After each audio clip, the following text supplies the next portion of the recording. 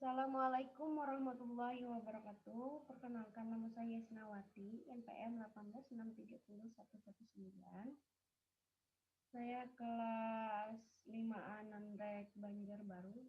Di sini saya akan menjelaskan atau mempresentasikan materi tentang teknik evaluasi.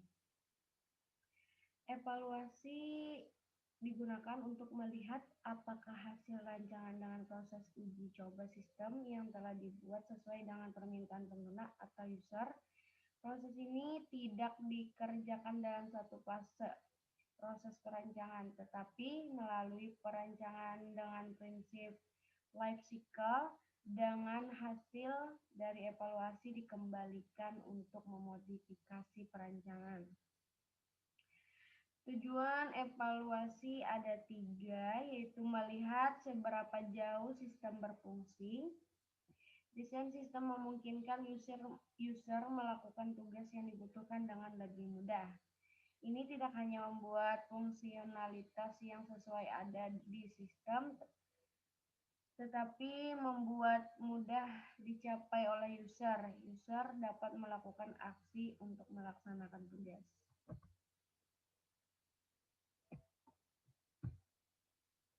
Yang kedua, melihat efek interface bagi pengguna.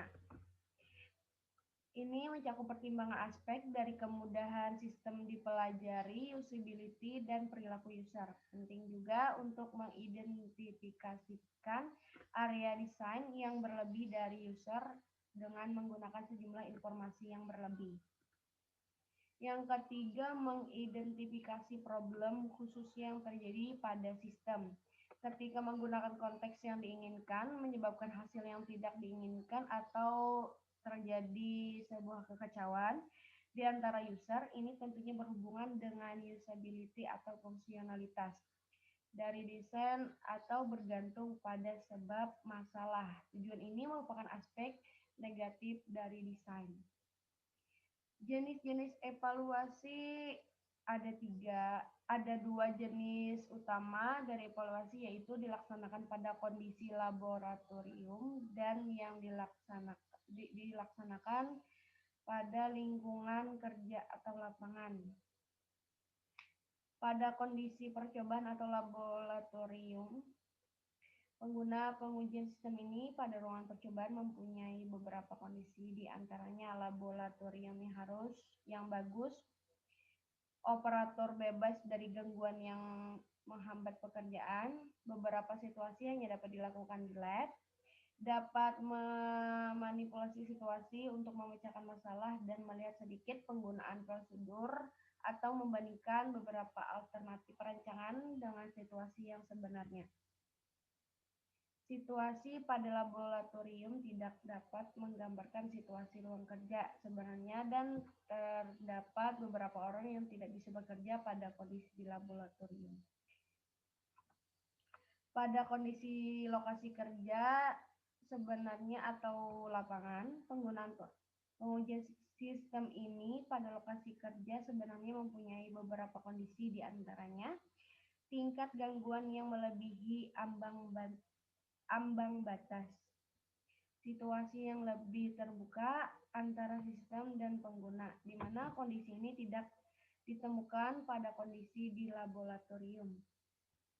Observasi pada lokasi kerja sebenarnya lebih baik dilakukan daripada di laboratorium, dan gangguan-gangguan yang terjadi pada lokasi ini digunakan sebagai situasi yang mewakili situasi sebenarnya dan digunakan untuk proses penyimpanan dan pengambilan selama tugas.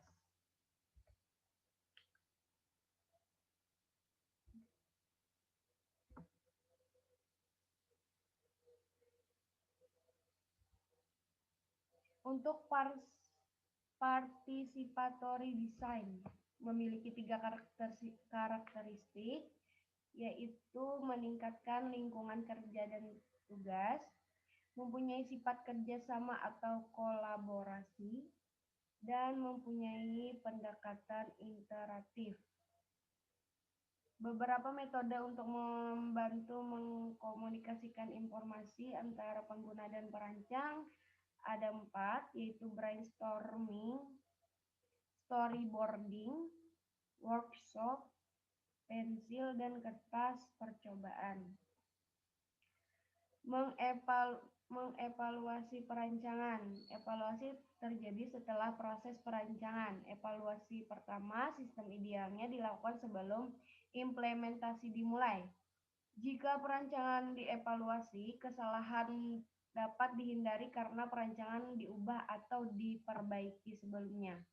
Sejumlah metode dibuat untuk mengevaluasi perancangan sebelum implementasi, yaitu cognitive walkthrough, heuristic evaluation, review based, model based. Untuk cognitive walkthrough-nya yaitu suatu usaha yang dilakukan untuk mengenalkan teori psikologi ke dalam bentuk normal dan subjektif, atau dengan kata lain mempunyai tujuan untuk mengevaluasi perancangan dengan melihat sebesar-besar dukungan yang diberikan ke pengguna untuk mempelajari beberapa tugas yang diberikan.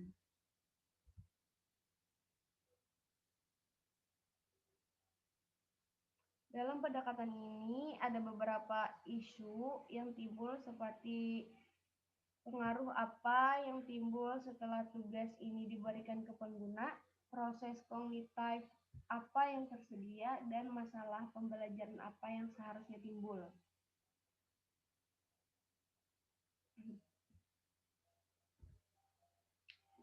Untuk heuristic evaluation diusulkan oleh Nielsen dan Molich, hampir sama dengan cognitive walkthrough, tetapi sedikit teksturnya dan sedikit terarah.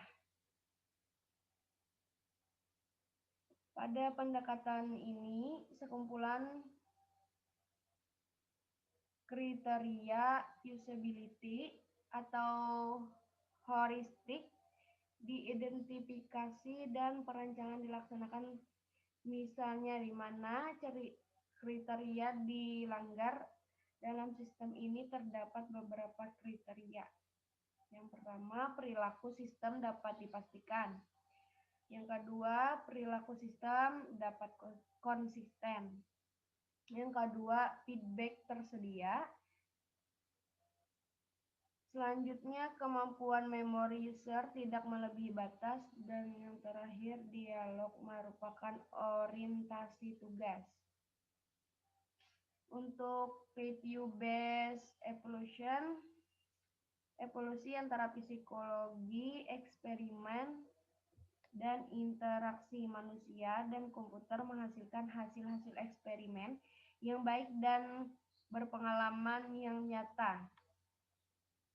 Beberapa di antaranya dari domain khusus ke umum, tetapi kebanyakan berhubungan dengan isu generik dan teraplikasi pada berbagai situasi, misalnya pada usability dari tipe menu yang berbeda, panggilan nama, perintah, dan pemilihan ikon.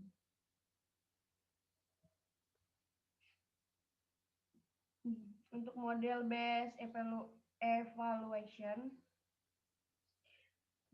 pendekatan terakhir untuk mengevaluasi perancangan dengan mengkombinasi spesifikasi perancangan dan evaluasi ke dalam kerangka kerja yang sama.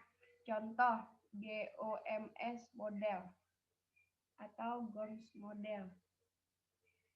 Stroke level model dengan desain rationale.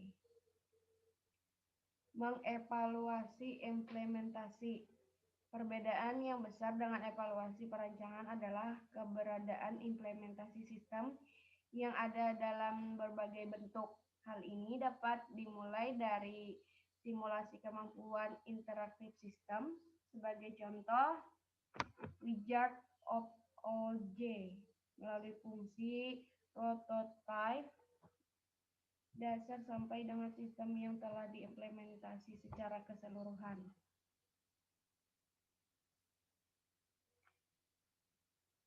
Untuk metode empirik, evaluasi eksperimen adalah suatu metode yang sangat kuat dalam mengevaluasi perancangan atau aspek dari perancangan adalah menggunakan eksperimen yang terkontrol. Ini menyediakan kenyataan empiris untuk mendukung klaim umum atau hipotesis. Adapun faktor-faktor tersebut adalah subjek, variabel, hipotesis. Untuk perancangan eksperimen ada dua, between groups atau randomized dan within groups.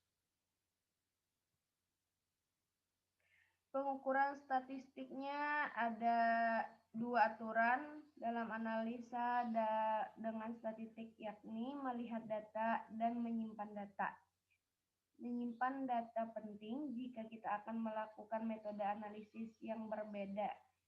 Pemilihan analisis statistika bergantung pada tipe-tipe dan pertanyaan yang perlu dijawab. Variabel yang digunakan terbagi dalam discrete variable, continue variable. Jika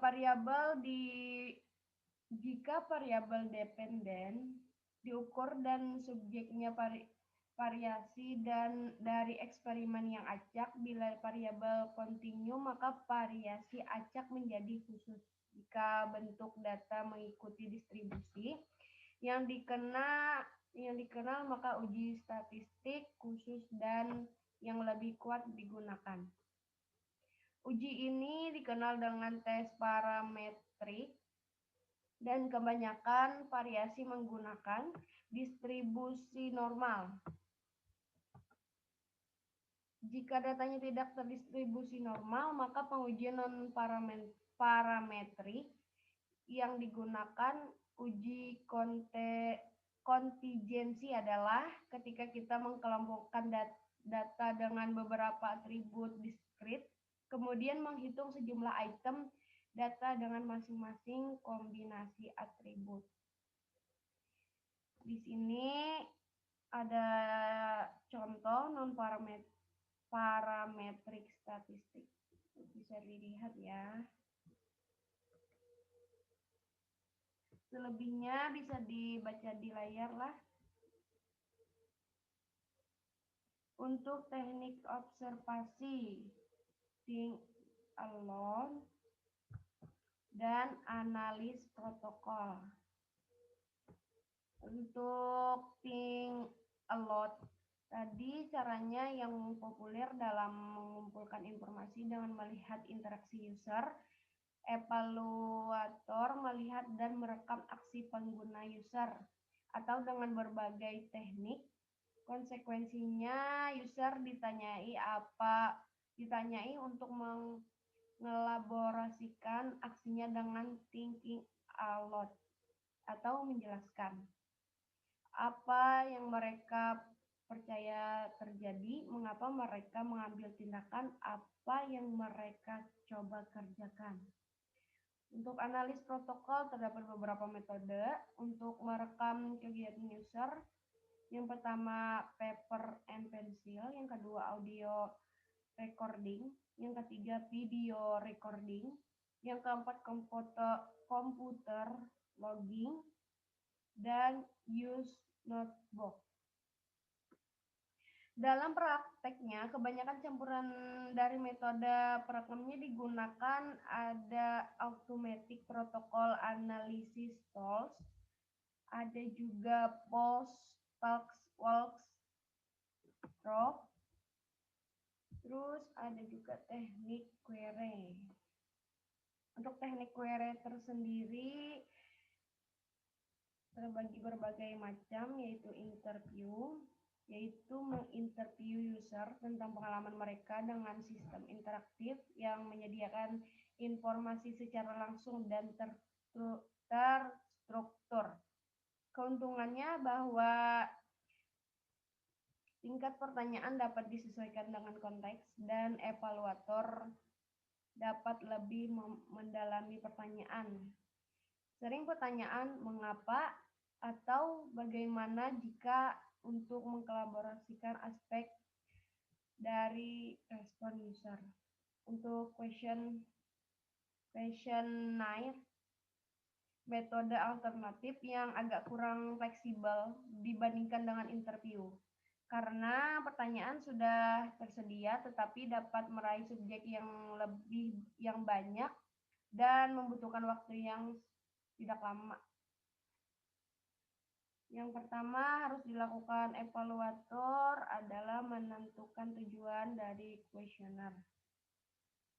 Informasi yang akan diambil terdapat beberapa jenis kuesioner, yaitu general, open-ended, scalar, dan multi-choice.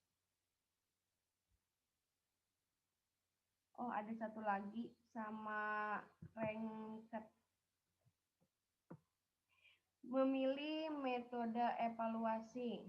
Faktor yang membedakan teknik evaluasi ada 8 faktor, yaitu tingkat siklus, jenis evaluasi, tingkat objektivitas dan subjektivitas, jenis ukuran yang tersedia, informasi yang tersedia, kesiapan dari suatu respon, tingkat gangguan yang tidak secara langsung, dan yang terakhir yaitu sumber yang tersedia.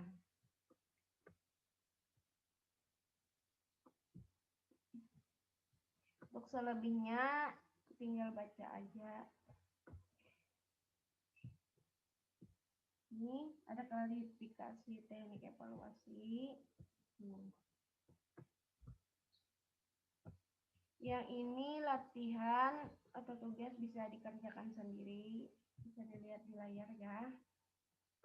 Nah, cukup sampai di sini saya menyampaikan penjelasannya. Salah hilap mohon maaf.